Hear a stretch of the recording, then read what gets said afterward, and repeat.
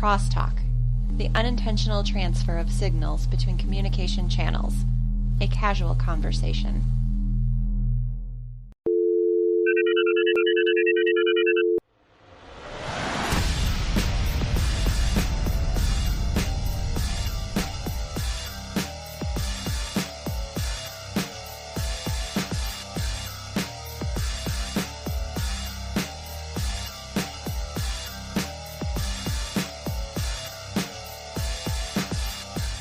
Hello world, this is Videogame Crosstalk, episode 043, the monthly podcast of gamers talking tech, science, and whatever else comes to mind. I'm your host, Anthony Rossi, and with me this episode is Education and Heritage Coordinator with Discover Albany, Maeve McEneny. Maeve, thank you so much for joining me. Hey, how you doing?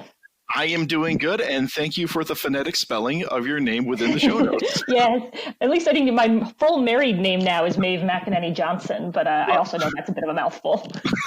You know, well, I've dealt with some longer screen names if the person wanted to use them, if they're a part of the online community, they prefer to use their gamer tag or something like that. There's been a couple of mouthfuls in the day in the past couple of years. And numbers and letters and all kinds. Right. And yeah, like I just did a lore video for the Destiny franchise, and there was one of the entries, and I'm trying to be like a proper presenter and researcher and credit things where all credit is due and do proper citations. But the title for this one entry was just a bunch of symbols. And I'm like, blank, blank, blank. We're going to go with this. I'll show the text on screen, but that's as much as I can do for you. So we'll work with it. Great. So we are in, the first month and a half or so of a quarantine across the globe? Across the globe, yeah. It's when you first approached me to do this, you and I were having completely different conversations than what we're having now. Oh, absolutely. Yeah. I mean, that happens quite a bit with this podcast because I only produce an episode roughly once a month, and I did take a month or so off just to reacclimate to the new business as usual, as temporary as it may be. But I thought it best, like, let's just not worry about the podcast for a little bit. Let's just recollect ourselves, focus on a few other things, make sure everything is solid at home. And I'm finally able to say, okay, I think we got this. I think I can move on. And we'll talk about, with my work, and so much of my work is partnership with museums and cultural institutions. And I would say even, 2 weeks ago, it was hard even having those conversations. But this is a good time to reach out, because I feel like we're all taking that breath and we're able to talk about a new normal. We're able to look ahead, where before, as you say, it was all short-term goals. Is my family safe? Am I safe? How are our jobs? But we're starting to take that breath and look ahead. Right. So exactly. We're in agreement on that. Yeah. So what you been playing? Wow. Right. So video games. I've been playing a lot of video games lately. Final Fantasy Remake, though, I have been waiting for this game for 20 years. Like, that's not an exaggeration. I think it was when PlayStation 2 first was coming out. They were even teasing some remasters. So for 20 years, I've been waiting for this game. They delayed it from March to my birthday weekend. And I'm thinking like, oh, how lucky am I? And then that would be so beautiful, right? And then COVID hits, and you're like, oh. So I'm one of those people who really wanted the physical copy, but it was too risky. I waited 20 years. So my husband, for my birthday, bought me the digital copy. And I'm on chapter 12 right now. I think in the age of COVID, I would have probably been even further along, but I have to share the PlayStation with my husband. So he's been playing through Persona 5, the Royal Edition. Oh, nice. Yep. So we've been kind of in this RPG back and forth. And then when we coach co-op together, it's either Divinity 2 or we downloaded like an old school Sega Genesis Oh, okay. Yeah. And we say, because when things looked better, and it was nice to go back to when things were a simpler time. But yeah, so it's a lot of RPGs in the household right now. Okay. Have you been following, and speaking of the simpler time, have you been following or have you heard anything about Intellivision coming back with their Amico? No, I didn't. I want to know more. Okay. All right. So we can talk about this really quickly. And, this is why we have show notes, right? So we can go completely off script. Yes. I'm about it. Tommy Tallarico, who is the man behind Video Games Live, which is a touring concert experience with video game music that is rearranged for a symphony, for a full orchestra. It's fantastic. The guy's been working in video game development and music for I don't know how many decades. And he bought the rights or took over at Intellivision as their CEO, and he worked with a few retro game developers and a few other people, and they are bringing the Intellivision back, and it's with updated graphics, and all the games are very simple. His main mission is let's bring it back to the simpler time where it's all like couch co-op type stuff. It's very simple controls and it's just focusing on fun, because he makes a really good point where a lot of the games coming out, if they're of the AAA title, they are massive, they are huge, and they are very complicated. Exactly. Yeah. And I have to agree with him. Being the avid gamer that I am, I don't really consider myself a hardcore gamer. But if I was to introduce someone to a new game, like I would have to give them a brief seminar on how to play video games or how to play this style of game, because there's just so much that's implicit that I've acquired over the past 30-something years of playing video games, where things are obvious to me. Right. Well, and there's a great, I wish I could remember the YouTube channel, but it's a gentleman, he's playing with his wife, and his wife is not a gamer. But what he does is he gives her games as simple as Portal, or he'll even throw her into an MMO like World of Warcraft and those things. And he says there's so much intuitive gaming that we take for granted, where I know if I'm playing like a side scroller and I hit a wall, maybe I hit X, okay, I can climb it. But for somebody who's never played before, it's not, these sort of things are not intuitive. And even tutorials, and he goes into tutorials even now, just assume that you have some basic play style. Very true. A few years back, I tried to get my wife, who is not a gamer, to play Child of Light with me. This is beautiful. Okay, it's a beautiful game, and we're going through the character menus, and we have upgrade points or skill points to use. And I said, yeah, we got to use our skill points. And she looks at me and says, oh, what now? Like, okay, all right, so we go over here, and you need to invest these. Well, how do I do that? Well, you put your cursor over the thing and you press the button. Okay, well, what does this do? I'm like, well, this does this increases your attack, this increases your defense. You're like, how do you even know that without reading? I'm like, well, it's a sword thingy, and that's a shield thingy. There's even when you grow up, so I grew up with Sega Genesis and I moved on to PlayStation. And after I graduated college, I didn't have as much time to play, but when I first met my husband, I said, oh, yeah, I have a PlayStation 2, and, we've been together over 10 years now. And he thought this was kind of cool. So with his old Radio Shack card, he bought an Xbox 360. Okay, nice. But when he gave me the controller, I was like, I don't know how to use this controller, even though it was shaped the same. Right. And, it was just, I had spent from PlayStation 1 to PlayStation 2 with a certain, X and triangle, like that it was almost like my own language.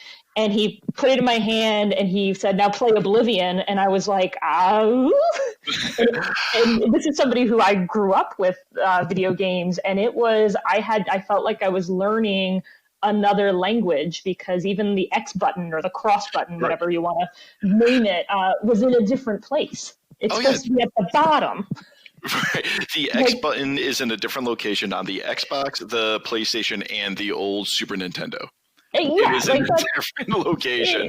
I remember I remember playing Madden football with some friends, I don't know, 20 years ago or something like that. And one of my friends' basement, and we're playing on the PlayStation, and I have been playing on Xbox forever. And we're playing, and I go to throw a pass, and I just ground the ball. Like, I throw it away when this person was like blatantly open. And my friend's like, what are you doing? X was wide open. And I said, I know. I pressed X on an Xbox controller. Yes. Yeah. So it's a pretty, so I love the idea of kind of going back, right? And to do that, and even as we were, we probably downloaded that Sega package within the first or second week of quarantine. We didn't know what was going on. And it did feel so good to go back and just play something familiar and simple. Sure.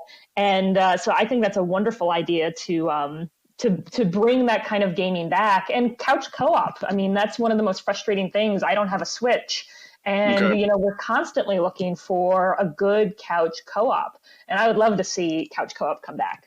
Yeah, so I'll definitely throw that into the show notes once I publish this episode, and I'll probably send you a trailer just like directly, because it is such a heartwarming potential, and I've already placed my pre-order for it. So the holiday season, when that comes around, that'll be great.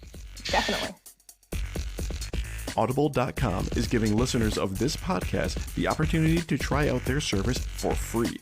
Simply visit audibletrial.com/VGXTpod and select from over 180,000 titles for your first audiobook, such as Gideon the Ninth by Tamsin Muir. The Emperor Needs Necromancers. The Ninth Necromancer Needs a Swordswoman. Gideon Has a Sword, some dirty magazines, and no more time for undead nonsense. Once again, go to audibletrial.com/VGXTpod and start your free trial today.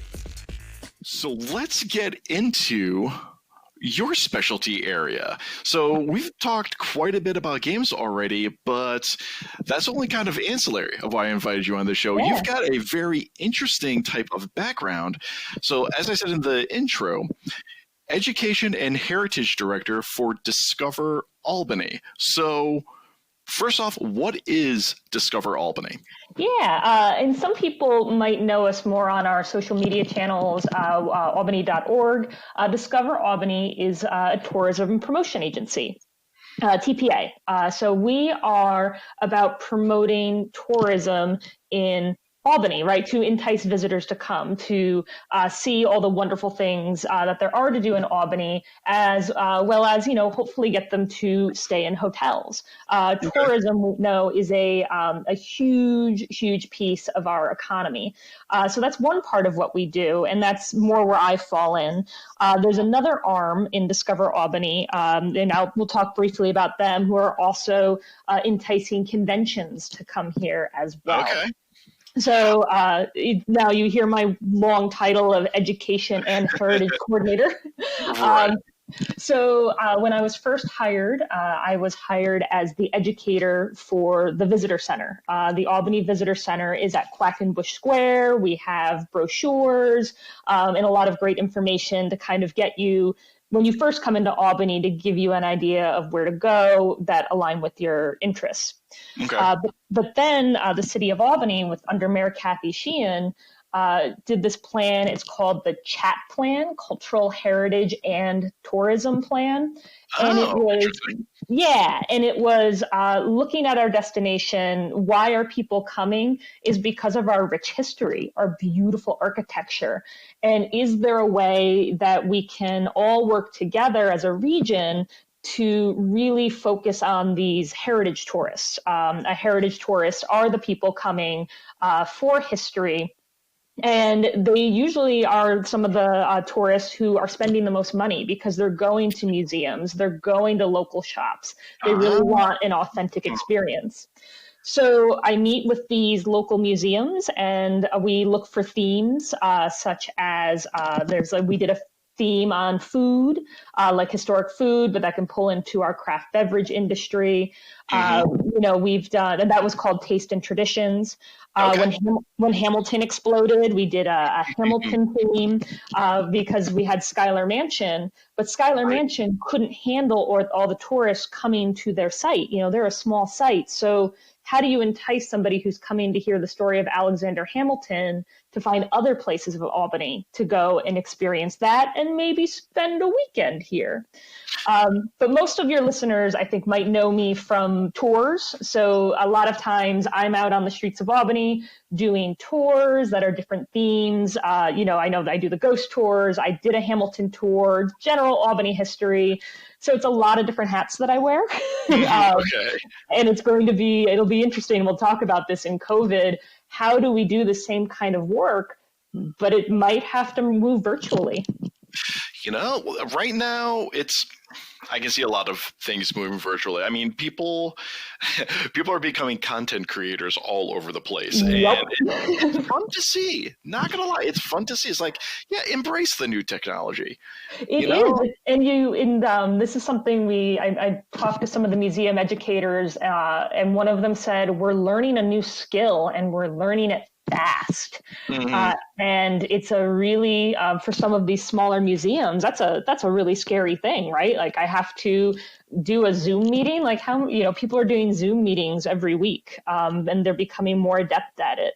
So, but then how do we figure out how to take the content that the museums have, and they have to figure out, well, when is an appropriate time to maybe monetize that? We're still trying to figure that out as well. And hey, we've got the time to do it right now. And I have viewed a few of the Albany's New York State Museum's videos, and they're coming along. But one of the things I'm thinking to myself as trying to be like a YouTuber, podcaster, all that good stuff. One of the things I'm running back in my mind is like, grab a tripod, guy. Don't hold the phone in your hand. But that's, we're learning. We have people who are trying to figure it out. All right, I know I need to take a video. I have a video camera on my phone. Let's start with this. Fabulous. And this is the thing, because of course I'm in all the webinars all the time, and all the webinars are saying try things. This is a time to try. And a remarkable thing that I'm finding is there's a real kindness in the community where we understand we're experimenting. We're understanding that the shaky cam, but you know what? Okay, maybe a tripod at some point, but I'm not seeing on the internet, on the internet, people aren't always the nicest. But I'm not seeing that kind of, vitriol or pickiness on some of this. In fact, we'll talk about the Albany Tulip Festival and the 518 Tulip Tracker. And I did look at the Albany Reddit. I don't mean to put anybody on notice, but I saw that somebody shared it, and I held a breath, and somebody goes, that's actually sweet. I wanted to roll my eyes, but they're trying something, and that's sweet. And I went, this is a new normal I can get behind. Yes, because there's so much you can do. And when you start going to virtual, and I think this is what people are going to realize very quickly, and it's really going to open their eyes as far as what the potential power of the internet, what the internet was actually intended for. And I'll emphasize the actually intended for, was that once you start putting these things on YouTube or your Facebook videos, or you're doing the live streams and stuff like that, you are not broadcasting strictly to your local area. Geography begins to mean much less once you enter the virtual world. Like your physical location means much less once you enter the virtual space, the cyberspace, whatever you want to call it. So if the Albany Museum is putting stuff up, absolutely make it relevant to the local area, but also just kind of be aware that when you're doing some of these things, the entire planet has the opportunity or potential to be able to view what you're doing, what you're talking about, and start a conversation. So this is a very big world that we are actually just making even larger as people enter this space. It's really exciting. And there is, and I think, genuine anxiety really across the world with some of these small museums. It says, well, if I put too much out there, will nobody come to me? And what I find, it's actually the opposite, because one, you can't take away the authentic experience. No, absolutely not. And, we still have, we are the generation of social media everywhere, Instagram, all of that. And I find that people, when you give them, and I'm not saying, you put the whole tour out there, but if you give them a taste of a room or an enticing story, and you put your message out about why this place is important, why my place matters, I find that people want to experience it for themselves. For example, with the 518 Tulip Tracker, where we're encouraging people to share pictures of their tulips across Albany for the Tulip Festival, and somebody from Albany Rural, the historian Paula, shared a beautiful headstone that had these tulips on it. And I had never seen it. And and I said this weekend, I want to find that for myself.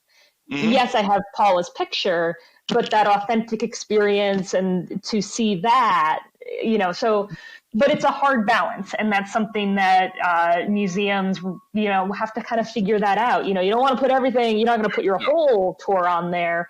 But I think this virtual tease and putting your message out will get people excited to come when it's safe. That's my hope tonight. Yeah, I think if you do like a 5-minute video, mm-hmm. put some cheerful music in the background. For those who don't know, YouTube has their own little creation studio where they do have copyright and royalty-free background music that you can use. So you don't have to worry about stealing somebody's music. And it's little happy stuff that you can put there. 3 to 5 minutes of just talk about something that's going on, end it right there. Beautiful. Mm-hmm. Because like you said, for the authentic experience. And this is something that I think actually resonates right now with the generation. And I'm going to use the example of the Joker movie. Yeah. Follow me on this one. I'm here for it. So I unfortunately did not see the Joker movie, family trying to maintain 2 tiny humans to keep them alive. So I did not get out to see the Joker movie. I heard amazing things about it, but there is that iconic scene which will prove to be, I believe, an iconic scene in cinema history as time goes on, of the Joker coming down those steps, and I think it's Brooklyn, doing his dance. Mm-hmm. And rather than just kind of accepting that scenery, people have been flocking to that location in Brooklyn to do this silly stair dance. Yeah. So they'll see something, but it's like, I want to go there. I want to experience it for myself, because yes, you can get a lot from virtual tours, and it's a great supplement to certain experiences, but there is nothing like going to the venue or to the location itself. I was trying to work with my wife a few years back in developing some online curriculum for the college that she was teaching at for geology field trips, where you could just take a walk down a path, go through one of the nature preserves, either record the walk, do some panoramic views at specific locations, and upload those to a specific Gmail or Google file or folder, and then you can create curriculums and virtual tours that way. It works great. It works fantastically, but it's virtual. And I actually have one of the few panoramics that I posted to my Google map is in Thatcher Park down by the waterfall. I did a full 360 view while the waterfall was flowing. It has several million views, and I'm just a nobody, but people going through Google Maps happened upon this one panoramic, and I just happened to get the perfect location of it. And I believe it's still up there, and you can see that I'm wearing sandals at the time as I shoes on the ground. But that's great and all, but viewing it on your computer screen and actually going to a waterfall yourself, two completely different experiences. Yeah, and my hope is, and I think this is what we'll be moving towards. I'm hopeful that the things that are being created, and if you go on our website, albany.org, we do have a blog that has been collecting a lot of these virtual experiences. But my hope is that, you know, when COVID ends, COVID-19, and it will end, that these types of things are something that will enhance. It doesn't replace, it enhances, because we also have issues with accessibility. You know, not everyone is able to go to the waterfall and to hike Thatcher Park, but this is something, right, that they can have, you know, that you can experience it. So I'm hopeful that a lot of this virtual content that we are creating will be able to be paired as a way to make things more accessible to a wider group of people. So, you know, not only to get the people who are able to go and experience it for themselves, but those who may not be able to are still able to benefit. And it's going to be a balance, but this is what I'm seeing people develop. They're trying to think ahead, you know, how does this benefit us in the long run, not just during the pandemic. Well, this is a perfect time to do it because everyone's workload is, except for the obvious exceptions to that statement. I do not mean to take away from the essential workers, everyone running our hospitals. Oh, please stay safe, people. Please stay safe. And everyone who are keeping this country running. But for your common, the overarching trend, whatever you want to call it, most people who have their office jobs have reduced workloads right now. And if you are able to, now is the best time to experiment and try to move into these different aspects because we have the time. And you can keep your company going. You can keep yourself busy as well. Instead of going stir crazy, you can use this time to develop new skills and new ways of getting your message out there. Because as time moves on, I've been saying this for the past decade or two, things are continuously getting more virtual and more digital. So this is the way we need to go. Yeah. Yeah, so I would love to talk about some of our virtual Tulip Fest, though, as we're talking virtual. I was actually just going to move on there. So in the show notes, we have tourism in Albany. So what are some popular things that the locals experience? So we've mentioned actually the Tulip Tracker a few times. So let's get into that. What's going on with the Tulip Festival and the Tulip Tracker? So the Albany Tulip Festival is one of the biggest draws, not only really for locals, but also tourists as well. We plant, the city of Albany, I should say, plants something like 80,000 tulips all throughout the city of Albany. And of course, it's a lot of tulips, and they're gorgeous. And of course, around the Moses statue in Washington Park, that's kind of the crown jewel. So people, when the pandemic occurs and we start canceling things, one of the biggest blows was Tulip Festival being canceled. It has never been canceled before, even during torrential rain and which in every Tulip Festival it has rained at least one day. This is a known thing for the locals. This is a known, yes, everybody knows. It will rain on Tulip Festival. So this was a really devastating thing. What a lot of people don't know about the Tulip Festival is the Tulip Festival was created in response to a sister city relationship with our Dutch city in Nijmegen. Nijmegen was a Dutch city it's the oldest Dutch city in the Netherlands, and during World War II, it was absolutely devastated with bombing. There's a website, Friendship Albany Nijmegen, where your listeners can learn more, and Discover Albany also did a blog. But it was absolutely devastated, and Albany, the city of Albany, was identified as a sister city. And the call to action to the citizens of Albany was help Nijmegen rebuild. And we were going to send a relief ship across to help them rebuild. And Mayor Corning threw himself into it And it's there's on YouTube, there's these wonderful videos where they show, the ship and the relief items and how Nijmegen was able to use these. And some of it is, as people are talking about essential items, some of these are essential items like we think of today, food. But they also had emotional gifts as well. There would be, like a typewriter and toys, and there were pen pals relationships set up. People would get a coat, and inside the coat was a note from somebody in Albany. So the sister city relationship blooms, and there was an article in one of the local Albany newspapers, because we wanted to celebrate the sister city relationship, where they just said, wouldn't it be cool if there was some kind of tulip festival? And before, like, viral was now we say viral was something else. I got to find another word, it just caught like everybody's imagination. It, like, people thought this was great. Yes, let's celebrate our Dutch history, not only, from before, but also with this new Nijmegen friendship. And the people of Albany were planting tulips. I mean, it was tulip mania. The citizens were planting the tulips. Mayor Corning, in the fall, he had classes set up where people could learn how to properly plant tulips.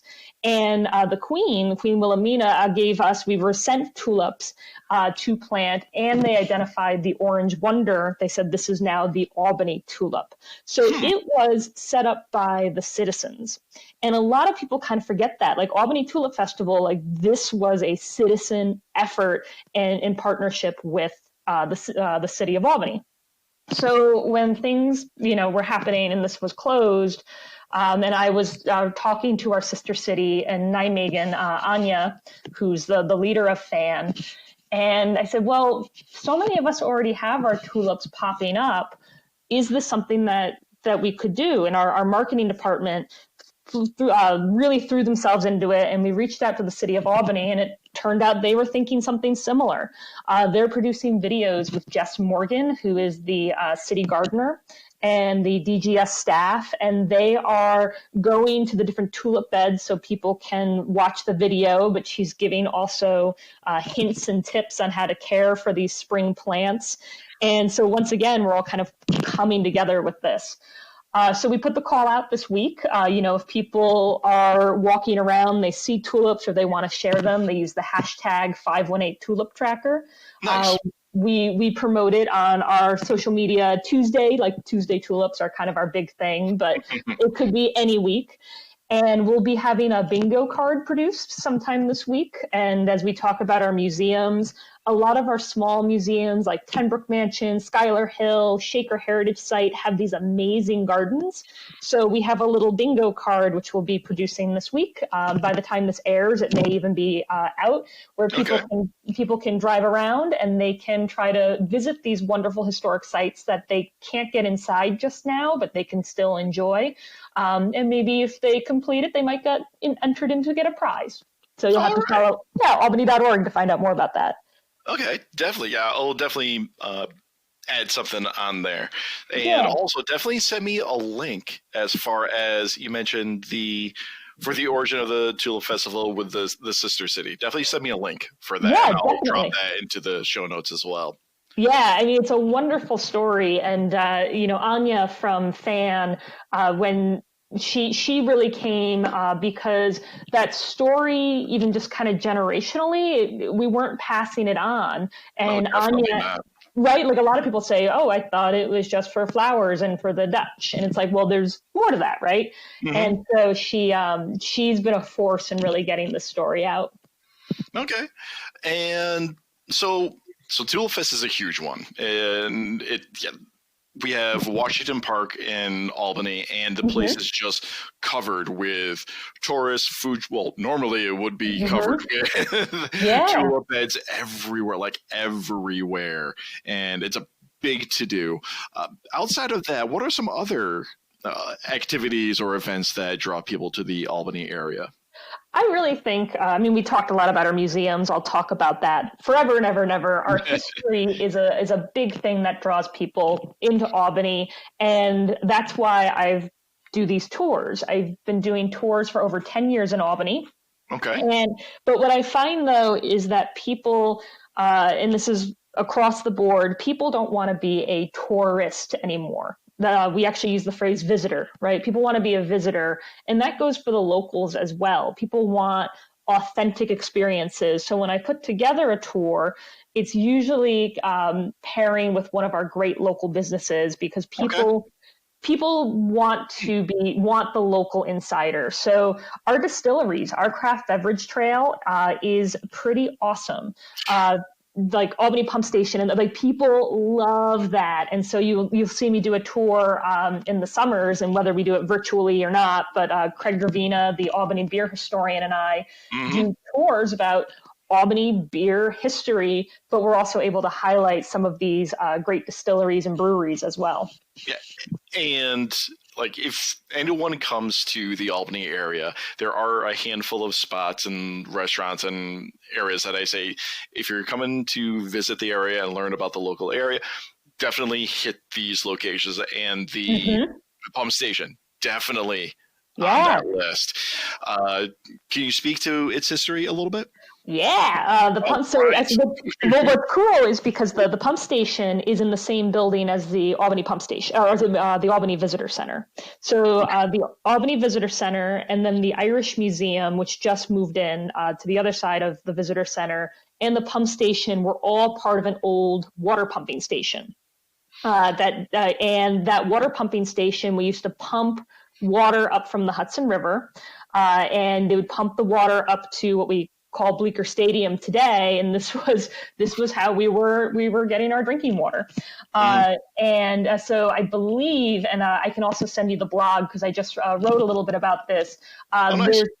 But there is, it's basically the mid to late 1800s is that building, and inside, if you go into the pump station, it still has a lot of the original features left over from the old water pumping station, the big cranes.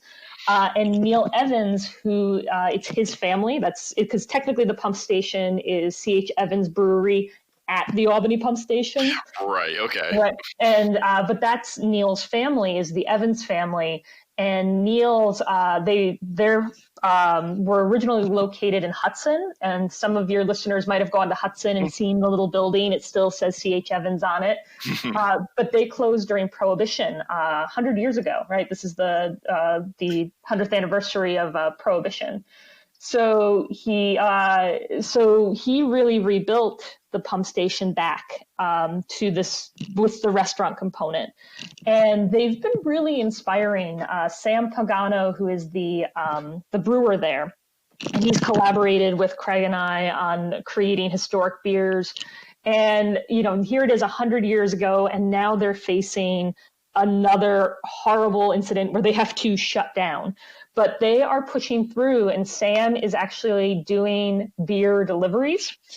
You can still order food and things from them delivery-wise, but if you really just want your pump station beer, Sam is in his car.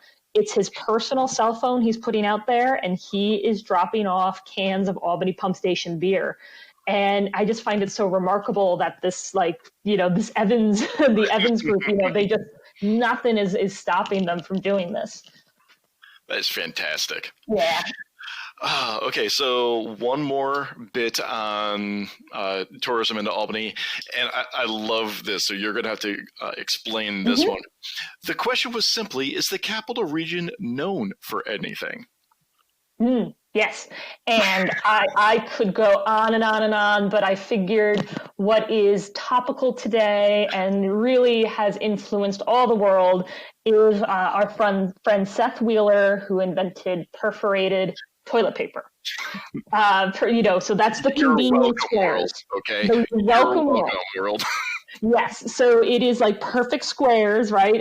Originally, so this is dating back 1891, and it was, from what I understand, though, it was actually for wrapping paper. So the original idea was that you'd have perforated wrapping paper, and then this kind of rolled into, no pun intended, into the perforated toilet paper. And there's been really interesting that this story has been pushed a lot. There's been a couple articles in the Times-Union. Duncan Crary and Troy just put out a piece on it. And a friend of mine, Matt Millett with Albany Archives, a couple years ago, he did a Spectrum News piece on it. And I can send you the link to those as well. Oh, absolutely. But there is a secret tradition that very few people know. And some people, and I don't know who's doing this, right? A lot of people think because I tell this story that it's me. It is not me doing this. But on the day that Mr. Wheeler died, somebody has started a tradition. His home is on Lark Street. And if you know the date that he died and you walk by, there's somebody who's putting a roll of toilet paper and flowers on the stoop. So I looked up the death day, and it is in May. And I'm wondering if whoever this mysterious person is, toilet paper is so valuable now. Is the tradition going to go on? But it reminds me near Edgar Allan Poe's grave, there's a mysterious person who used to show up cloaked with like a bottle of liquor and set of rose. And yeah, well, Albany has somebody who is sneaking like this tradition to Seth Wheeler. And I have a picture of it. I have caught it. It is a thing. I don't know who's doing it, but just so you know, keep an eye out in May. But I suspect that this year, I don't know how long it's going to last. I think if they do it, it's somebody's just going to yoink it. Yeah. Desperate times, but the tradition must go on. Yes, the tradition must go on. Audible.com is giving listeners of this podcast the opportunity to try out their service for free. Simply visit audibletrial.com/VGXDpod and select from over 180,000 titles for your first audiobook, such as Gideon the Ninth by Tamsin Muir. The Emperor needs necromancers. The Ninth Necromancer needs a swordswoman. Gideon has a sword, some dirty magazines, and no time for undead nonsense. Once again, go to audible.com/VGXDpod and start your free trial today. All right, so moving on into some gaming and geekery type stuff, Final Fantasy VII Remake. I really don't need to give much more of an intro other than that. And I am of the type of gamer where if I played it in the past, I am very unlikely to play a remake of it. However, I love the fact that they did a remake of it. Yeah. And it's been 20 years. It's been 20 years. Oh, yeah. Right? It might even be more than that. But yeah, potentially. Actually, yes, more than that, because it came out before 2000. I believe I was still in high school at the time when it first came out. So, and I watched my husband, he didn't play it. I watched him just play it a couple months ago before the remake came out. Okay. Did you play the demo when it came out? Oh, I played it over and over. So I did play the demo because I'm like, I cannot be a member of the gaming community and not even download the demo like that. I'd have to stop podcasting. If I were I mean, come on now. We would judge you hard. Big time, rightfully so. So I have no intent in purchasing the game, but that is because I did play it to its completion back in the day. And one of the reasons why I love remakes is because if you were to play the original Final Fantasy VII today, those graphics are harsh on your eyes. Yeah, and they are really harsh. And your main character is in a bright purple suit, which it translating to modern graphics could look a little silly. Yeah, and also, and what my main concern was when they first announced that they were going to do this remake, however many years ago, was that I don't see many RPGs using the turn-based combat anymore. Yeah, that was a bummer. Although I'm watching my husband Seth play Persona 5, and that actually. Oh, does it? No, well, not the same way that 7 did, but a little closer. Where I was like, oh wow, this sort of like taking a moment to take in your moves, It's not exactly, I'm not, I know somebody's going to write an angry note. It's not really turn-based, but, Okay, whatever. Yeah. But in comparison to, what they've done with the remake, which is much more like 15. They did find a way, though, because they slow down time so that when if you want to figure out a potion, and I'm an absolute button masher, say what you will, I'm an absolute like crazy gamer, button mashing, and it is forgiving enough that I can pause, I can look around, I can and so I appreciate that. But I'd love a good turn base again. Oh, yeah. So my son Lucas was born in October, and I knew that I was going to be spending many long nights just up with a sobbing newborn. So I actually downloaded onto my phone Chrono Trigger. Oh, yeah. And that kept me entertained for quite a bit. And so I was able to get a lot of my turn-based nostalgia fix and through that. But what I have noticed in games that are more action, more fast-paced, that do require more strategy, and I'm thinking of the Dragon Age franchise right now, is that they will allow you to like pause the action. Like you can take forever, but like nothing's happening at this point. And you can advance time slowly. Like we'll give you a moment to figure out what it is, because there's a lot of menus to cycle through. There's a lot of things to kind of map out and plan out. We understand that. And it's fiction. All right. We're not going to make you cycle through all those menus while you're in a firefight. It's right. And this is, and I, as I've gotten older, I don't have as much time to game as what I would do.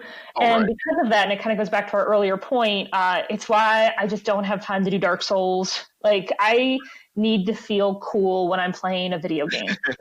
And Dark Souls, everyone I know who played it is just, and I think I played a little bit of it. I'm like, I don't need to feel bad about myself. I want to feel cool. I want to, know what I'm doing in terms of strategy and like take my time. I want to enjoy the game. So how much of the original Final Fantasy VII is in this first installment? Like, how far does it go along? It's pretty, so I would say the story beats are the same. I think some people could argue that there is some padding. I don't mind it, but I can see the argument so far. Okay. But as of right now, I would say if I, made an outline of, Final Fantasy VII, just the headline of what happens, and then put it next to remake, it's pretty close. Now, they are doing things like expanding the characters of the Avalanche group, so you learn more about Jesse and Biggs and all them. Wall Market took me forever because Wall Market was pretty problematic. But now they've really done a lot to, I guess, wokeify it. They tried to make it a little less problematic. But I was also taking my time with it where, I didn't want to leave. I wanted to explore. I wanted to do all this where, I'm wondering when my husband, who for a while we were playing back to back, but I would get really annoyed if he would try to get ahead of me. And that's why he downloaded Persona. And I was like, no, this is my game. I waited for this game. So, yeah, right. But I have a feeling when he plays it, he might rush through a little bit more of this, not only because he saw me do it, but I don't know, the nostalgia was just really fun for me. But yeah, I would say so far, and again, I'm only on chapter 12, they haven't done anything that has completely, deviated off script yet. That may change. All right. Well, from the amount of effort that they've put into it, and like I said, I played the demo, and it is so gorgeous. It's so beautiful. It is of the level that you would expect a Square game to be at, because I've seen a bunch of their, I hesitate to call them remasters, because they're pretty much just kind of an up-resed version of the original game. And like, okay, Square, you're doing a quick money grab. I get it. People are going to spend money for it. I get it. Sure. But this is a complete recreation of the world in a modern engine. And like, from what I understand, they couldn't use any of their old assets because it's the content, it was just so old. Yeah. It's the one thing I will say, having played 15's with Noctis, right? Because I don't play the yeah. So you can see that 15 was the trial for the combat. Okay. So yeah, so I do get that sense that, and if you put Noctis and Cloud and even Lightning, the three of them, like, oh, you might be using this for your main character, but but you can definitely get the feel that 15, which was not a perfect game. I liked it, but I'm not going to fight anybody if they don't like it, because I can see the issues. But you can see that they were playing with what the combat is in Remake. And Remake is all the good things about 15 and all the bad stuff out the window. And that's what I've noticed so far. Well, you know what? Respect for reusing what worked well and not using what did not work. So yes, you're doing it correctly, if that's the case. Yeah. All right. So next, we're going to do a little bit of the Capital Region Unblocked, the quick segment where I talk about gaming in the Capital Region of New York, because we got a lot of stuff going on here locally. So the main thing I want to talk about is, unfortunately, going back to the impact of the pandemic. And you did actually mention earlier that there is the general tourism of Albany and also another arm of Discover Albany about bringing conventions and events to the area. So we got a few going on, and let's just talk about a few of those real quick. So a few that I've been following that I was going to make appearances at were going to be Genericon at RPI, which unfortunately was too early in the calendar year and had to get canceled. So we're seeing, I mean, that's just the trend right now. Like anything that was in the near future, they just said, okay, you know what, guys, we're going to have to cut our losses on this. There's no way we can keep this going. Let's just be real. It's not going to happen. Yep. And two other events. We have the Hudson Valley GamerCon, which actually got postponed. So that was actually supposed to be, it might have actually supposed to have been this past weekend, if I remember some of their advertisement correctly. And we're in we're at the peak. Or we're either at the peak or we're like just crested the peak and we're in the plateau. So that obviously had to get either canceled or what they did was postpone. And I believe it's now scheduled for September. Yes. So this is September 12th and 13th. Okay. So did Discover Albany have a hand in this? Yeah, we have so we have like a services team. So that's Deb Gedeke, who we try to help as best we can. So I would very much assume, and like I said, it's not my office, but when we have these staff meetings, they're the ones reporting to us right away. We trying to connect them with these contracts, right? I mean, people have contracts with partners and whatnot, and trying to facilitate those conversations. And and we were one of the first. I remember when Jay, our sales manager, was hired, he came in and he was talking esports, and we were like, what? So part of it was Discover Albany identifying that this was a market and is going to be a huge market. So trying to court a lot of these gamer cons to get them to come, to entice them to come here. And then giving, helping build these resources to then make it enticing for visitors to come and, come and participate as well. But so I would very much assume that, and on our website, we've got a microsite for Hudson Valley GamerCon, and you can see Deb's picture at the end. Nice. So very much trying to get the information out to visitors who might come in. We do the best we can to get that information out and to support the people who are organizing these great conventions. And I was able to have Kieran Enzer on last year to help promote the GamerCon. And he echoed the same kind of comments where a lot of people people outside the gaming community, I should say, don't recognize or don't take seriously the impact or the reach of esports. So he had to, talk to people and say, these events are selling out, and not just at your local little, concert venue or bar. Like World Championships in esports are selling out the Barclays Center in New York City.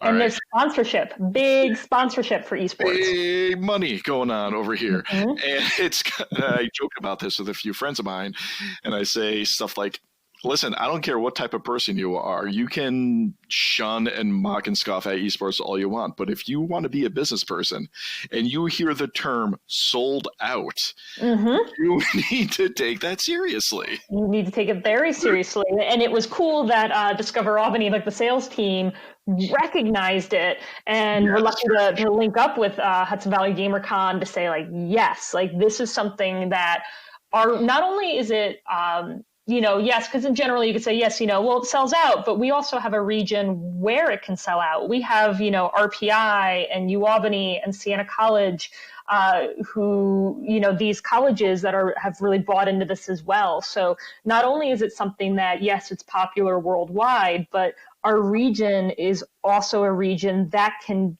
really market to those esports athletes. Do we call them athletes? Yes, they are referred to as athletes. Yep. Yeah. So that's a big thing. So I know that's something that Discover Albany, it makes me happy to hear that Hudson Valley GamerCon is postponed right now. Yes.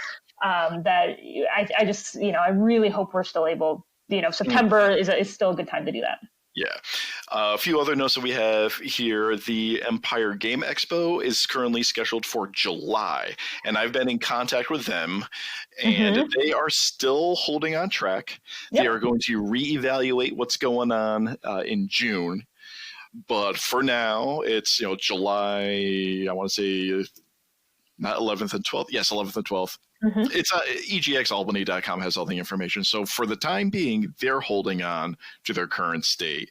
And if I may plug myself a little bit, I'm actually going to be moderating a discussion panel at Empire Game Expo. Oh, awesome. And I've got a couple other podcasters that are coming on with me, and we're going to discuss mental health aspects as far as how it impacts the gaming community. So I got a few people, Average Joe from the Guardians Mental Health podcast. I got Chris Maselli, who's a longtime podcaster, and a friend of mine, Motier Haskins, who was on the show a couple of months ago, who, although he is not a podcaster, he is a school counselor who's also an avid gamer. So we got quite the panel that we're going to be able to have a lot of info on, or tap for info. Well, it'll be very interesting in post-COVID how that conversation goes, because even, that was my husband and I's instinct. Like, we're going to download a Sega game and just, and that's what we're going to do for our mental health. So I think you'll have a lot to talk about. Oh, yeah, there's going to be so much to talk about. And this one I'm particularly excited for because I've been going to a few of the Comic-Cons and other kind of geek culture events. But now that we have like the GamerCon and the Game Expo, these are more specifically video game centric, and I'm really beginning to find my place with those events in particular. So on a personal level, I'm like, yay! Can't wait to go. I mean, you never imagine as a kid, I never thought this kind of geek culture would, blow up like it has. Oh, no. I bring that up almost every episode. It still blows my mind. And you've got a few other links that you added to the show notes. And in particular, one I want to quickly mention is from the CEG, the Center of Economic Growth. I see something for Game On New York. Yeah, so this was, again, what our sales team, when I said I was coming on this podcast, and they were like, that's great. And they sent me this link from the Center for Economic Growth. And a lot of it is there is an advocacy, there is a political angle to what's happening, with this growth of the gaming industry. So not only did we say for esports, we're, an attractive area because of all of the college students, but there was the list of all of the gaming companies that have come in, right? We've got like WB Games and First Playable. You did a podcast with Velen Studios. So we have tax credits available, statewide for like Film Albany. That's another arm of Discover Albany. Okay.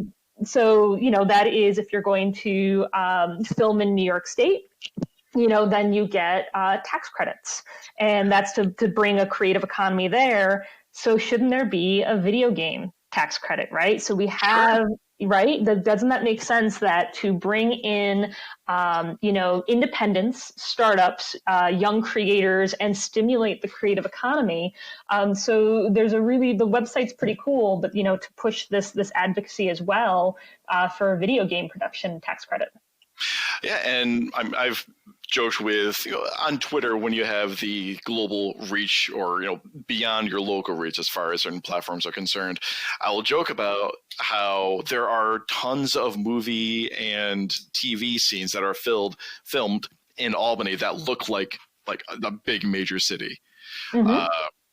Salt, Salt, and The Other Guys, right? What's that? Yes. The Other Guys that's filmed here. Yep. I was going to say Punisher series. Punisher Netflix. series. Yep. Right. So we have that one. It's all on the same exchange on I-787, where you have all the clovers and the roundabout stuff, and everything's all twisted. It's really just this one section of Albany roads that looks major, but it works so well for all different production crews. And we can really thank SALT a lot for that. And again, Deb Gedeke from Discover Albany, and she also keeps an eye on, she runs the Film Albany arm of Discover Albany. Okay. And that image, like that using SALT, I mean, that was huge because the film industry, everybody knows each other, everybody talks. So when something like SALT was filmed here and they have a great experience, then you get The Other Guys, then you get The Punisher. And so that's another thing that Discover Albany promotes, is because of course we want film here because film comes with their crew and then they have to book a hotel to put everybody in. So it's also, we promote our region as this is a great place for creatives, for our film, for our video game industry. We want to promote that this is a really great place to be. And you bring up a really good point as far as the business aspect is concerned. And this is something that I have continued to learn as I started blogging many years ago, and I do this podcast a little bit more. It is so much more than just one or two people. So when we say that John Bernthal was filmed in Albany for scenes of The Punisher, it's more than just John and a dude with a camera. There are massive crews that have to come out. There are the other supporting actors that have to come out. Everything that goes along with that level of production. Those people physically come here, and they're going to be here for a while. So they're going to need stuff to do. They're going to need a place to stay. Yep. They're going to need a place to eat. They're going to need a place to unwind. And all of that is money that is coming from outside of the area and contributing to the local economy. Exactly. Yeah. So you get it. I get it, and I try to explain it as best I can. Okay. So that is fantastic. And so many links are going to be in these show notes. So many links. Yes, we the one thing when you asked us to be on the podcast, and I brought up to our staff, Discover Albany, we love to brag about our region. We think it's the best. We don't just say it because we're paid to say it. I mean, we wouldn't be doing it if we didn't love it. I can talk about Albany and the capital region all day, and I'll give you all the links to study about it. Thank you so much.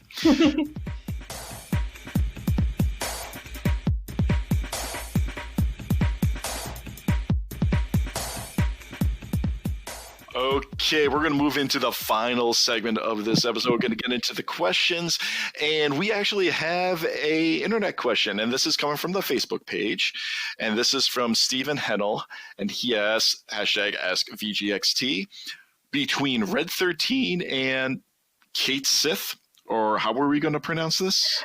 Well, I mean, we're American, so Kate Sith, but if you're a snob, it's Scottish Kate She or Kit She, but I think we're going to go with Kate Sith. Okay, so because I'm an ugly American.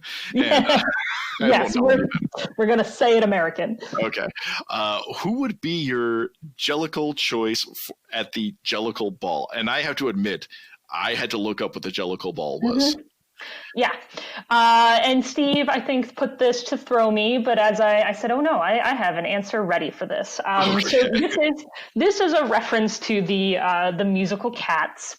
And whether you have seen the musical or you've seen the movie, I will just kind of sum up, is that, all of the alley cats have come together for the Jellicle Ball. Nobody knows what a Jellicle cat is. We don't need to get into that. But the Jellicle cats show up for this gathering, and the old Deuteronomy cat is going to choose one cat to go to the Heaviside layer. I'm probably saying that wrong, which is basically cat heaven.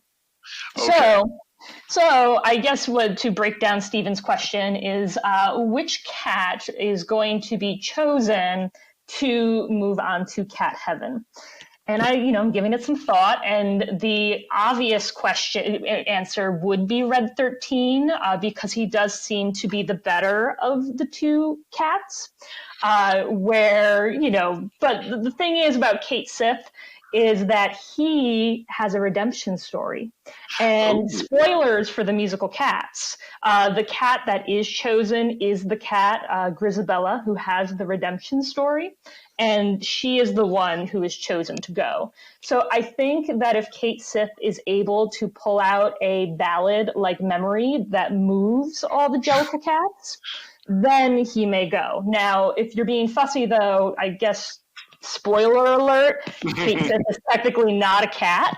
So there is a robot, so there could be some fine print. But I think Kate Sith is sneaky enough that he could trick all the Jellicle cats to then go to cat heaven. Oh yeah, he thought that was going to throw me. I was born for that question. There was no throwing to be had. None. I caught it. And yeah, I have not watched the musical nor the movie, but my answer is going to be much shorter.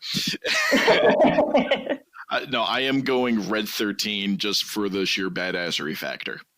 Well, that's fair. That's fair. Okay, so moving into the final 5 questions of this episode to wrap it up. These questions range from irrelevant to irreverent. The first 2 are always the same, and the last 3 have a theme. Here we go. First question. Coffee or tea? So pre-COVID, it was tea, and specifically it was vanilla tea. So it was this beautiful smell. It really zenned me out for the day. But in the post-COVID, it is coffee because I make a pot of coffee for my husband, and then there's a wasted pot of coffee. So I've been drinking coffee with him, but I've been adding chocolate to it in the past week, and that's been lovely. Oh, that sounds delicious. Yeah. Yeah, we are big coffee drinkers over here. We'll drink tea on occasion, but definitely starting the day with a pot of coffee. And when we were doing our stockpiling before we went into our quarantine, we were looking around and we thought, we usually buy some of the higher end coffees just because we have the opportunity, we enjoy our coffees. But we're going to be home a lot. And now is not the time to be a coffee snob, as far as we're concerned. That was it. I was getting fancy coffees. I'm like, you know what? It's Folger. So I'm actually becoming less picky about my coffee in the post-COVID world. Yes, the big old red tub O coffee. It's just sent by the maker. Yeah, we'll just deal with it. We just need the coffee to be able to get up and do something. Exactly. Yeah. Second question. So we know you play video games. Do you play any tabletop games? I do. In fact, for before this happened, we had a bi-weekly board game night, or nice. And I'm going to be made fun of by my coworkers, Dungeons and Dragons night. We were being taught how to play that. But my favorite tabletop game, just traditional board game, is Betrayal on the House of the Hill. I love that game. I have not played that one yet. Oh, it's the but best. I hear great things about it. Definitely hear great things really about fun. it. Yeah. Okay. Go in with people who have a sense of humor. So the one thing I find, if you have that person who's a stickler for all of the rules, you might have a bad time. But my particular group of board game friends, we're relaxed, we're okay, because every scenario at the end can be different. Not all of them are good, but we can roll with it and we can laugh about it. And then there's a spin-off of it, which is a Baldur's Gate, Betrayal at Baldur's Gate, which we'll venture into this month. That one's really fun too. Nice. All right, so moving into the final three, since you are with Discover Albany and you know quite a bit about the local area, the last three questions are all going to be focused in and around Albany. So, Question number 3. Did you celebrate on the rooftops when we finally got an exit 3 on I-87? Yes. I'm gonna shock everybody. I was indifferent to exit 3 because I am a city of Albany girl, and I was like, I try to avoid the highway, and yet when I finally took that exit 3, it is a dream. It is great. It makes a big difference. I was able to get to the Desmond Hotel for an event, and I can get to the airport and Shaker Heritage Society. And so I get it. Yes. I didn't know I was missing it until I finally took it. Now, the background for all this, because I have listeners, far and wide. Yep. Up here in New York, we have a very annoying exit numbering system where we just go straight sequentially. The rest of the country uses mile markers for their exits, but we're New York, apparently. So we go 1, 2, 3, 4, 5, 6, all the way up. And for the longest time, I guess was it supposed to go to the Capitol Plaza originally? Exit 3? I'm not sure. Okay, but the short of it is our exits going up I-87 starting in Albany went 1, 2, 4. And we had no exit 3. This is going to date me a little bit, is that there was even a McDonald's commercial, and McDonald's did these regional commercials where the guy would give the girl a coffee if she could answer 5 local questions. One of them was how to pronounce the Kosciuszko Bridge, and the other was what is the missing exit, and it was exit 3. Yeah, or like something, yes, but I remember that. Not many people actually do remember that. I'm like, no, I swear to you, McDonald's did hyper-regional coffees, and it was something, either that or like, what's exit 3 on the Northway? And the response is, there isn't one. There isn't one, yes. That's probably how I learned about it, too. I think that might have been the first time, because I wasn't driving, that I learned that particular fact. Yeah, and suddenly everyone in their car just went, wait a second. Okay, moving on. Question number 4. Do you answer truthfully or lie as much as your tourist will allow you to? Do you roll your eyes a bit when you mention to someone while you're out of state that you're from New York and they just assume New York City? Oh, no, not at all. Okay. No, because then it gives me a chance to then nerd out about Albany until they go away. Okay. You don't know that we have the oldest operating city charter, Albany, New York, and then they just walk away, and I got my fix. Excellent. Yeah, but that is a struggle for those of us in upstate, where it's like, yeah, I'm in New York. Oh, well, my sister's cousin's college roommate's daughter. No. Like, oh. Yeah. But no, I roll with it. Okay. Final question. What is your response when someone says that there's nothing to do around town? Then I say you're not looking. So that is a very common thing when people say Albany is so boring. And one of the most heartbreaking things for me during the pandemic right now is spring and summer in Albany, and fall as well. If you are bored and can't find something to do, you haven't looked, because the big thing is narrowing down. What do you like to do? Do you like music? And we have so much free music. We have the Alive at 5 summer concert series. Schenectady has free music. There's tons to do there. Do you like theater? You have Park Playhouse. We have this huge, robust community theater scene in Albany and Capitol Rep. Do you like movies? We have the Palace. We have all of these great things. The Madison Theater just opened up. So that's what I always say. There's websites like ours, albany.org, where you can see event listing, Nippertown, and then of course our museums. Oh my gosh, our history and museums. You got me talking about those. Mm-hmm. But then here's the heartbreak then. Now we have the pandemic, and this is what we have to reimagine. How are we going to engage in these things? And people are starting to do that. If you follow Albany events, musicians are doing the Covers Project, where they're doing their own covers and sharing it. Last weekend, there was a mini virtual concert series that was raising money for, I believe, the food bank. And today, or I guess, Thursday, from when we recorded this, the Albany Center Gallery, Tony, who's the executive director there, is going to be giving mural tours with his phone. Oh, beautiful. And Park Playhouse right now, they had to cancel Evita, but they're hoping that they can move forward with their family show. So this is what's going to be interesting, because there is so much to do in Albany. The creativity is through the roof. And what we're watching right now is, how are these creative experiences, how are they going to be reimagined? And I think we'll do it. Because I'm seeing it, I'm talking to them, we're going to do it. But, follow albany.org. We're trying to share, but it's going to look very different this summer. I think what the cultural shift needs to be, and this is just me being completely unscientific with nothing to back up these statements, but what I would like to see as a cultural shift is that not everything has to be a blockbuster. Not everything needs to be a world tour that comes to the Times Union Center or the Egg or something like that. Not everything needs to be the biggest names in show business, because we have so much independent art. We have so much independent music. We have so much independent theater that if you can shift your focus from strictly national level acts into more regional or local talent, there is no end to things that you can do on nearly any day of the week. There's a great page to follow, e-quarantine theater, but they're promoting a different local theater, and I'll give a shout out to Steve, even though he doesn't deserve it.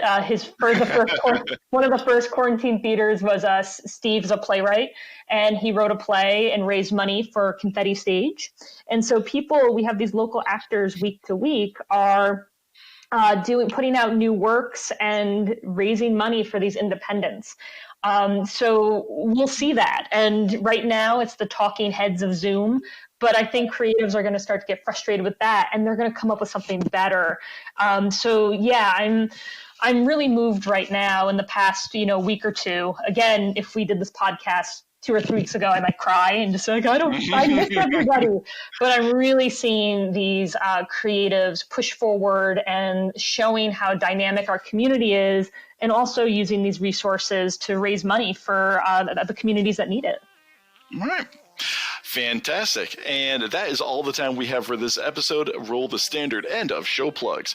You can find the show notes, which contain contact links for all topics discussed, which there's going to be a lot of them this time, and all previous episodes at videogamecrosstalk.com, as well as all the social media contacts and occasional blog posts. You can follow me around on Twitter, Instagram, PS, pretty much everywhere at Hypersyntax, HYP3RSINT4X. As for my guest, Maeve, where can our beautiful listeners follow either you or Discover Albany around? They can follow us on Discover Albany's Facebook, Instagram, Twitter. We're all over there. And you can sometimes find me on the original Albany Ghost Tour Facebook page, although I usually don't update that until October. And the next time you'll see me is with Historic Albany Foundation. We'll be doing a reading of Turn of the Screw. And it's a little book club, and you can follow me there too. All right.